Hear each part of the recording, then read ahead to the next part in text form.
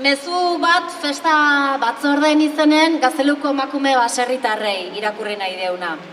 Plazerra eta ohorea da aurtengo Gazteluko festei hasiera zuekin ematea.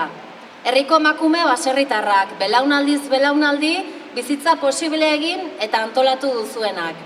Lurra landuz, jatekoa bermatu eta mimatuz, sukaldari, garbitzaile, sendagile, haurren hezitzaile eta zaharren zaintzaile, azoketako tratulari, hizkuntzaren transmisore, 11 ofizio bakoitzaren baitan.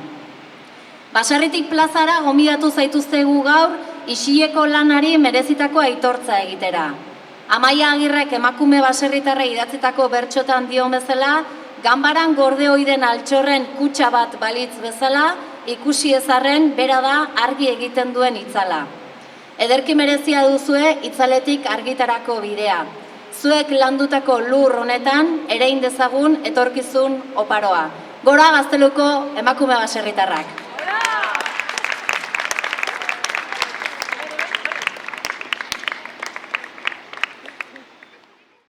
Maikina